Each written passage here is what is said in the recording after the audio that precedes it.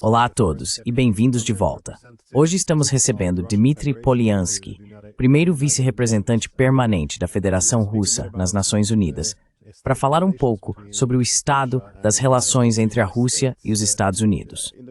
Na mídia, há muita cobertura sugerindo que as relações estão piorando.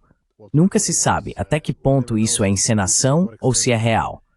Mas do seu ponto de vista aí nas Nações Unidas, como você está vendo as coisas? Existe a sensação de que as negociações ainda estão avançando e que há potencial para uma melhora nas relações bilaterais?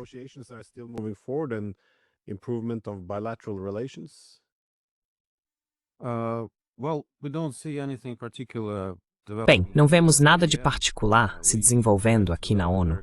Interagimos com nossos colegas americanos da mesma forma que temos interagido nos últimos meses. Não há um canal bilateral aqui. Então, os esforços para normalizar e trazer as relações bilaterais de volta a um nível racional estão sendo realizados em outros lugares, não em Nova York e não à margem da ONU. Portanto, interagimos sem nenhum problema na agenda da ONU, no Conselho de Segurança, e eu não diria que houve qualquer mudança.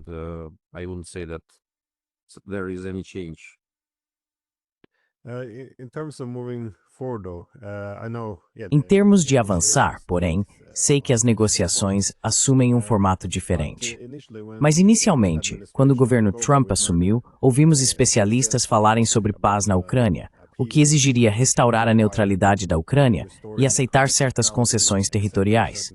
Bem, nas últimas semanas houve uma mudança, em que os americanos, assim como os europeus, passaram a falar mais sobre apenas um cessar-fogo. E bem, algumas pessoas estão um pouco confusas sobre por que parece ter havido esse afastamento da linguagem original. O reconhecimento de que isso teria que ser um acordo baseado no modelo de Istambul+.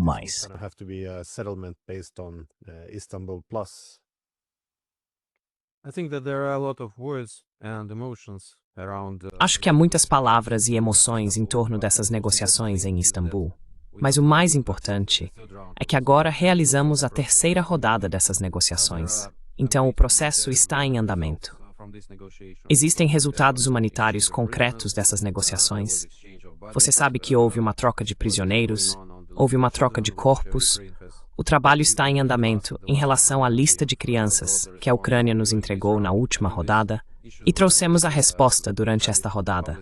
Acho que essas questões já foram bastante divulgadas na imprensa. Também trocamos minutas de memorandos, documentos russos e ucranianos, mostrando qual é a visão para uma possível resolução da crise ucraniana. Eles estão muito distantes um do outro.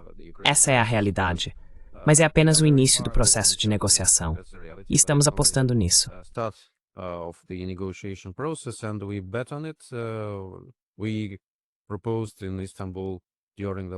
Propusemos em Istambul, durante as últimas negociações, estabelecer 3 grupos de trabalho online para tratar das questões que enumeramos em nosso memorando.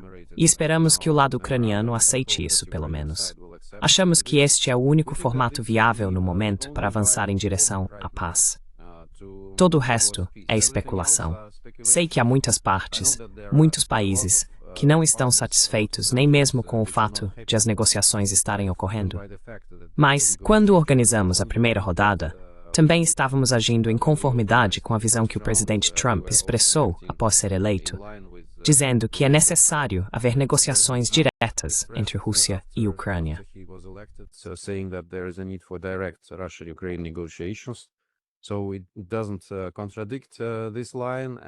Portanto, isso não contradiz essa linha. E não achamos que haja motivos para o governo Trump ver isso de forma negativa. É um processo longo. Ninguém esperava que fosse resolvido rapidamente. E também entendemos que há muita pressão sobre o presidente Trump e sua administração. Muitas pessoas que querem, de certa forma, trazer de volta a situação em que os Estados Unidos estavam envolvidos, quando os Estados Unidos estavam gastando dinheiro com a Ucrânia, e quando os Estados Unidos estavam comprando armas e todas essas coisas. Há vários desses políticos e países que agora estão tentando minar esse processo. Mas julgamos pelos atos, pelas ações, e não pelas palavras. Então veremos o que sairá disso, e estamos prontos para continuar essa trilha de negociações em Istambul.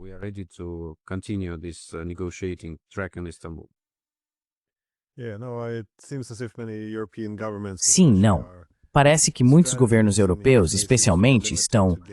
A estratégia parece se limitar a tentar fazer com que os Estados Unidos voltem efetivamente às políticas de Biden.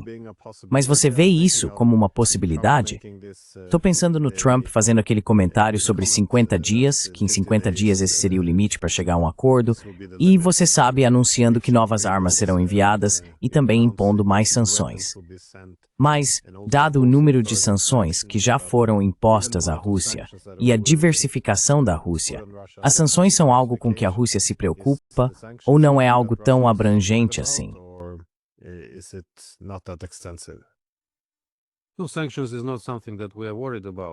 Não, sanções não são algo com o qual estamos preocupados.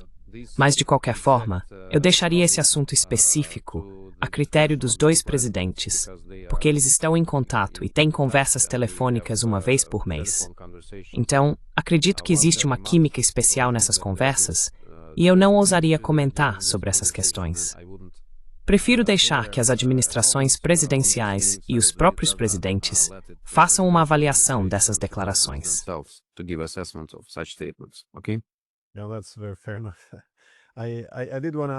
Sim, isso é muito justo. Mas eu queria perguntar mais sobre como você vê as coisas nas linhas de frente, tanto nos aspectos militares quanto políticos, porque agora é amplamente comentado que muitas das linhas de frente parecem estar caindo ou cedendo mais rapidamente do que no passado. Do lado ucraniano, especialmente na região de Pokrovsk, Chasiv Yar e Kostiantynivka. Ao mesmo tempo, vemos Zelensky sob maior pressão, não apenas de elementos da sociedade, mas também de outros políticos e partes do sistema político da Ucrânia. Você acha que as coisas estão mudando ou se desfazendo, ou isso seria um termo forte demais?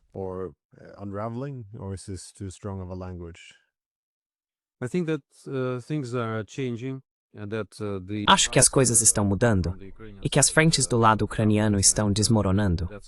E isso é um processo contínuo. Você pode ler qualquer dado militar sobre isso e vai entender e ter a impressão do avanço das tropas russas na linha de frente. Talvez não seja tão rápido quanto algumas pessoas imaginam, mas há muitos motivos para isso, estratégicos, táticos, e também porque o caráter da guerra de hoje mudou. Não é mais uma guerra de tanques e artilharia. É mais uma guerra de drones. E é uma situação diferente. Eu mesmo não sou uma pessoa militar, então não ousaria especular sobre esse assunto, mas confio no meu comando militar e sei que eles estão fazendo o melhor que podem para salvar a vida dos nossos soldados e da população civil.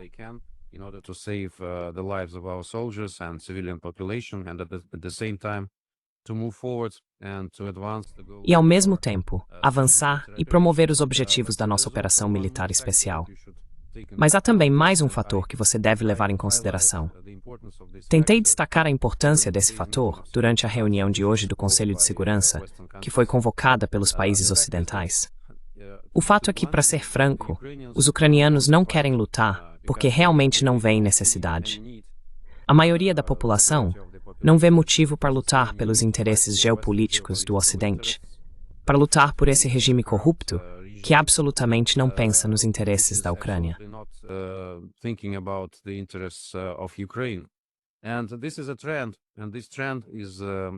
E essa é uma tendência. E essa tendência se reflete na forma como os potenciais recrutas estão sendo capturados nas ruas, de maneira muito brutal, sendo levados para a linha de frente sem o seu consentimento. Claro que isso afeta muito a forma como eles lutam, e isso é uma questão muito problemática para toda a sociedade.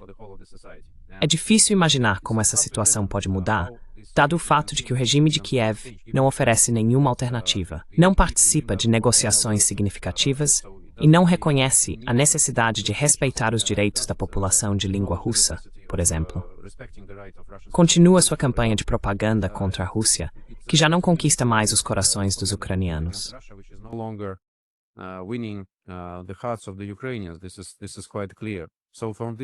Isso é bastante claro. Então, desse ponto de vista interno, acho que as mudanças também são muito importantes e as coisas podem se desenvolver muito rapidamente. Mesmo tudo que Zelensky faz, dada a sua falta de popularidade, dado o fato de que os ucranianos hoje em dia não têm nenhuma oportunidade de se expressar, porque não há liberdade de expressão. Qualquer dissidência, qualquer crítica a Zelensky, qualquer ideia sobre a necessidade de parar de lutar, está sendo tratada como propaganda russa, como traição.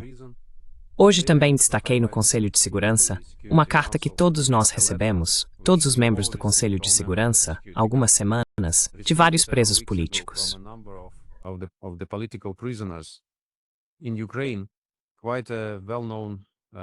Na Ucrânia, há personalidades bastante conhecidas que agora estão na prisão, e elas falam sobre milhares de presos políticos no país. E não há eleição à vista, então os ucranianos não podem mudar sua liderança. Eles estão absolutamente sem esperança nesse sentido. Esse é um fator muito importante, e acredito que os países ocidentais estão começando a perceber isso muito lentamente. Mas ainda assim, precisam levar em consideração que o que está acontecendo dentro da Ucrânia não corresponde à imagem que o Ocidente tenta projetar da Ucrânia em outros lugares, como um país democrático, amante da liberdade, que respeita os direitos de todos e atende aos critérios para a adesão à UE e à OTAN. Essa é apenas uma imagem teórica.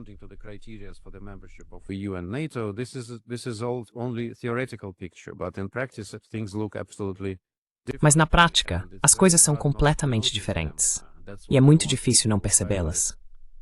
Foi isso que eu quis destacar durante nossa reunião do Conselho de Segurança. E essas coisas começaram a se desenvolver dessa forma, muito antes do início da nossa operação militar especial. Podemos dizer que desde o golpe de Maidan em 2014, essas tendências de conflito começaram a ganhar força. Mas mesmo antes disso, e isso foi feito com todo o apoio, eu diria, dos países ocidentais. Portanto, esse é o projeto deles, e agora eles estão de certa forma colhendo o que plantaram.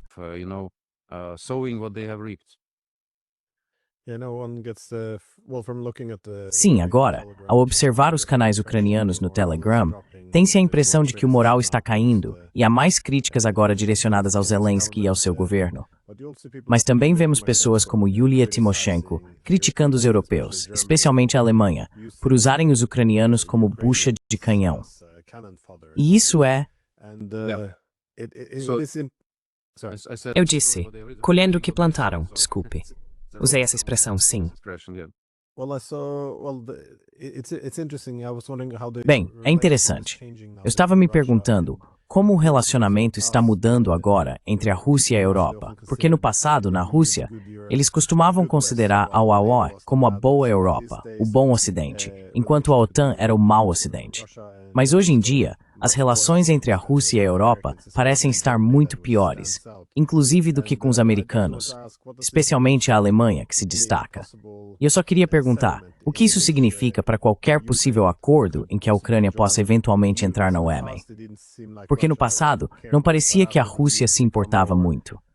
Mas depois que a OEM se tornou mais anti-Rússia, pessoas como Dmitry Medvedev argumentaram que a UE também seria considerada anti-Rússia demais para ser uma possibilidade de adesão ucraniana.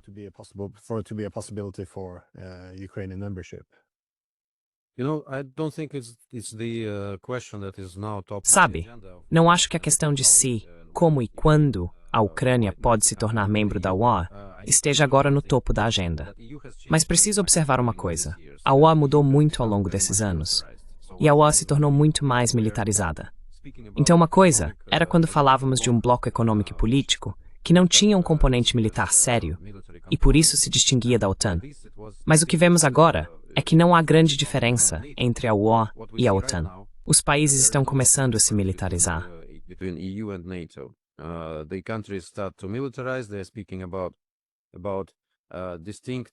Eles estão falando sobre uma face militar distinta da UE, forças da UE, um exército da UE, todas essas coisas, o que na verdade os aproxima da OTAN.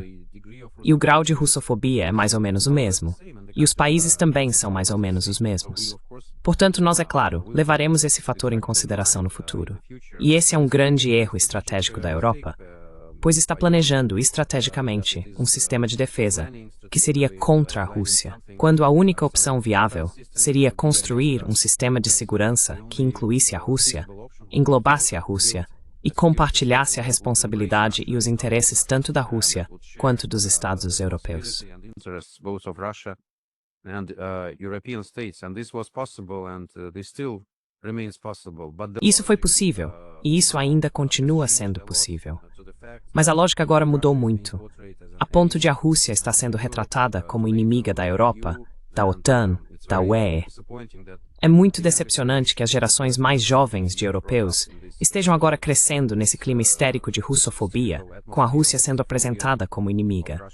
Isso obviamente não parece bom para o futuro, e essas tendências precisam ser interrompidas. Acho que é responsabilidade da opinião pública na Europa parar e analisar para onde as coisas estão indo, e avaliar quais são os riscos reais, quais são os riscos potenciais, e quais são os riscos imaginários para o continente europeu. what are imaginative risks for European continent. And I would say that everything that E eu diria que tudo que está relacionado à Rússia, supostos planos russos de atacar a OTAN, é claro, não apenas hipotético, mas absolutamente absurdo, porque você nunca encontrará nada assim em nossa doutrina.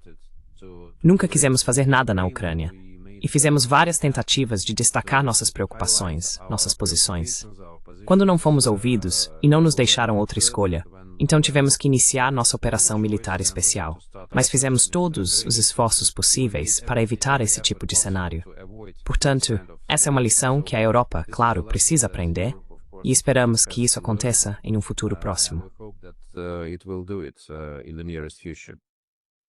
Just a quick last question. Só uma última pergunta rápida, especificamente sobre a Alemanha. Comenta-se frequentemente que é bastante peculiar que a Alemanha se destaque como aparentemente preparada para assumir o papel de liderança na oposição à Rússia, agora que os Estados estão recuando. Gostaria de saber se você poderia comentar sobre isso. Como está atualmente a relação entre a Rússia e a Alemanha? Relations now between Russia and Germany. there are virtually no relations now between Russia and Germany. Atualmente, praticamente não existem relações entre a Rússia e a Alemanha. Eu não sei os detalhes, é claro. Temos uma embaixada lá, e eles têm uma embaixada em Moscou, mas é só isso. Não há intercâmbios. Francamente, eu não reconheço a Alemanha neste momento. Passei muito tempo nesse país. Tenho muitos amigos lá, mas não consigo reconhecer a Alemanha. E isso é muito decepcionante, porque temos uma história muito conturbada, que realmente havíamos conseguido deixar para trás. Nossa geração, por exemplo, foi criada com total respeito pela Alemanha. E não víamos os alemães como inimigos, como talvez a geração dos nossos avós, que teve que lutar contra a Alemanha durante a Segunda Guerra Mundial.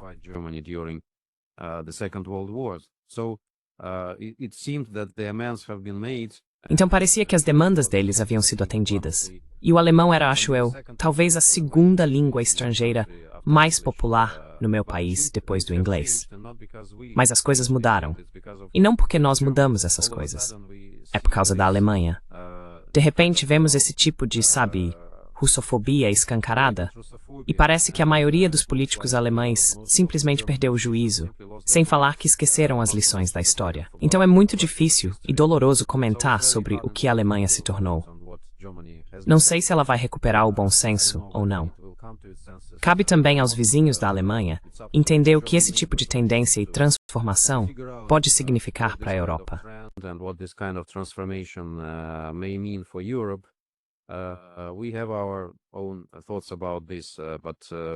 Temos nossas próprias opiniões sobre isso, mas não vamos expressá-las abertamente neste momento. Isso é muito preocupante e depende muito da Alemanha na Europa. E quando a Alemanha está doente, então toda a Europa está doente, eu acho. E Alemanha e França juntas, especialmente quando ambas estão doentes. Então acho que todos os outros acabam seguindo o mesmo caminho. Então não sei. Talvez chegue um momento em que esses dois países voltem à razão e possamos falar sobre algo positivo e construtivo, e talvez eles entendam quantos erros e equívocos foram cometidos em nossas relações nos últimos anos, e talvez façam um esforço genuíno para corrigir esses erros. Isso seria algo que a Rússia certamente acolheria.